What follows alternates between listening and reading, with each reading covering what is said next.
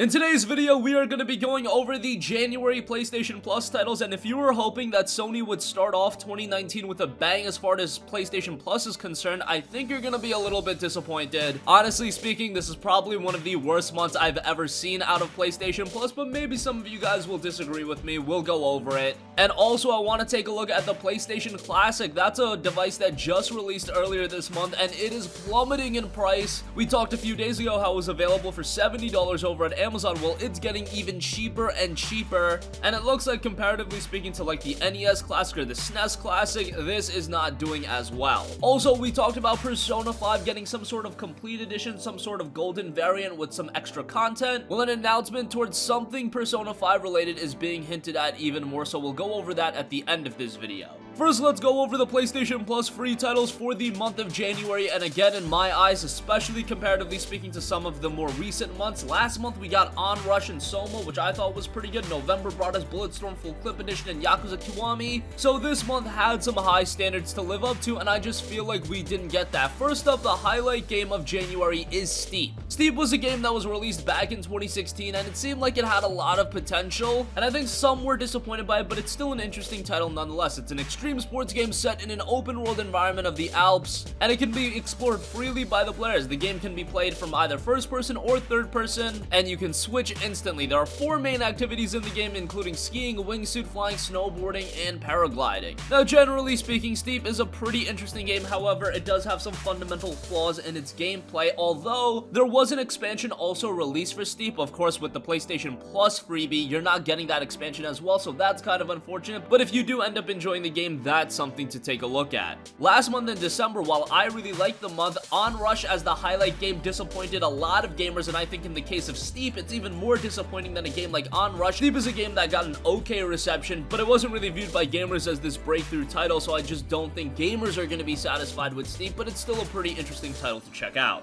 Moving on from that, the other PlayStation 4 title you'll be getting is Portal Knights. Portal Knights is another game that came out to not a lot of fan reception. However, it combines exploration and building elements with role-playing aspects. It also has multiplayer, which is in a sandbox environment, and you can explore freely, fight monsters, and build. You'll definitely see some comparisons to other creation-style games like Minecraft, but of course, just with the style of game that Portal Knights is, it has a lot of its own unique gameplay elements as well. I think Portal Knights as a smaller game may have worked well as a complementary title if that highlight PlayStation 4 title was something of extremely high quality. I don't think Steep is that game, so I think how this month is just going to be viewed is 2 lackluster games. Steep isn't really going to resonate a lot with a ton of gamers, even though it's a pretty interesting title, and I do see some people checking it out, but I also see some people being like, man, it's not the game for me. And then Portal Knights is another game that I feel like will be a little bit more niche that some people will check out, but the majority of gamers will be good on playing that as well. So you have 2 of those kinds of games where I think the large majority of gamers are just going to pass on, and I think that's an issue. It's okay if one of those games is a more niche experience that some people will pass on. At least you'll have that other game to play, but in this case, I just see the majority of gamers passing on both titles. A lone knight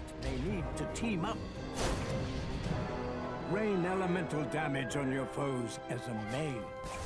Target their weaknesses and gain the upper hand by working together. Encounter random events with huge rewards. Be sure to build a stronghold to store your loot.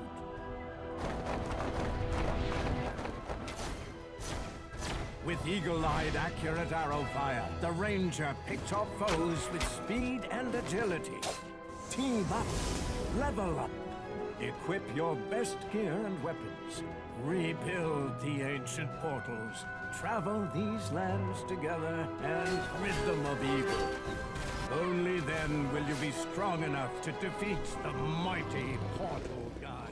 But what about the other games? Well, on the PS3, you've actually got some high-quality games. You've got Zone of the Enders HD Collection and Amplitude. Now, here is the trick that I've been mentioning to everyone. Always add the PlayStation 3 games to your library because you never know what's going to happen in the future. It is very likely that the PlayStation 5 will have full backwards compatibility to compete with the next Xbox. If you start adding all of these PlayStation 3 games to your library, you're going to be able to play them on the PlayStation 5 if my hypothesis turns out to be true, and to have a game like Zone of the Enders HD HD collection ready to go, that is awesome. Now, of course, Zone of the Enders 2, the second runner, did release on the PlayStation 4, but hey, if you didn't pick that up, the HD collection would be a great look. And this includes Zone of the Enders 1 as well, which is pretty cool. I imagine the majority of you still don't have your PlayStation 3 laying around, but again, go on the website, add it to your library, and who knows, down the line, that might end up paying dividends. The PlayStation 3 also gets Amplitude, which is a pretty great game, another one I would recommend adding to your library. And then on the PlayStation Vita, you do have one cross-buy title with Fallen Legion Flames of Rebellion. So that game is described as an intense action RPG where every battle is a heart-pounding fight and each gut-wrenching choice impacts the round. Typically goes for $19.99, but again, you'll be getting it on the PlayStation 4 thanks to cross-buy. And lastly, the PlayStation Vita is also getting Super Mutant Alien Assault. So here's my overview of this month. You might think it's good just on the basis of, again, you're paying $3 and change a month, and if you've been following what I'm saying, it's really hard to be disappointed by any given PlayStation Plus month. However, I've seen the reactions a lot of PlayStation gamers have, and a lot of the times rightfully so. A lot of people were disappointed by December's offering, and without a doubt in my eyes, December was a far better month than January, so I'm just expecting an absolute train wreck of a reception to games like Steep and Portal Knights. And you know what, this time around I'm probably in agreement with you. Sony probably should have kicked off 2019 with something stronger, but hey, let's hope things get better and better as 2019 rolls along. Steep and Portal Knights still a couple of games to check out. If you are a PlayStation Plus subscriber, you've got nothing to lose anyway.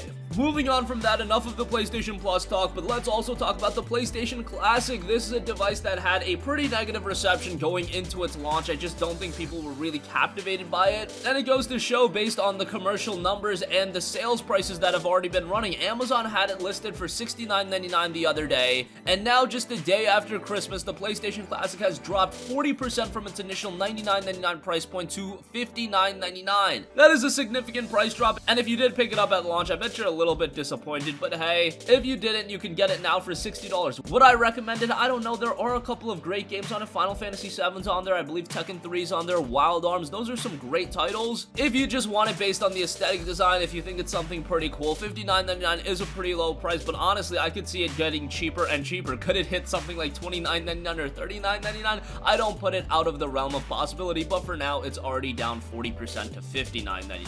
And lastly, in an earlier video, I had talked about the possibility of a Persona 5 Complete Edition. That was something being teased, and remember, Persona 3, we had a Complete Edition of that, or an extended cut version. Persona 3 FES, and then of course with Persona 4, it spawned one of the best, if not the best, PlayStation Vita game of all time in Persona 4 Golden. So it's definitely not out of the realm of possibility that we see Persona 5 with some additional content. Also, a Nintendo Switch version is something that's been teased, based on Joker's appearance in Smash. And now a report from Persona Central, who found some listings, and according to the report, the following sites were all registered on December 26th. We have P5B.jp, P5M.jp, P5S.jp, Persona 5B.jp, Persona 5M.jp, Persona 5R.jp, and then Persona 5S.jp. So this is something really weird. I don't know how this relates to a new version of Persona, but it definitely relates to something related to Persona being announced, because why would they just randomly make these listings? Persona 5 being re-released, I think a lot of people would check it out once again. It's been a couple of years. It's a game that, yes, while I look back at it as one of the best JRPGs of all time, I think it could do some benefit of releasing a new version and getting some people that bought a PS4 more recently recognizing the experience that it is and having people talk about it all over again, especially if you're adding a sizable amount of content to it. If you know about Persona 3 FES, that legitimately added 20 to 30 hours of content, and then Persona 4 Golden was a very much enhanced experience as well. If we get something like that with Persona 5, yes, it might suck dropping another $60 on the game, but in this case, it's such a good JRPG that I think it'll be worth it. And now that we have downloadable content as a thing, you could release new content as a DLC pack. Who knows, that's just speculation on my part, but do expect a Persona 5 related announcement at some point.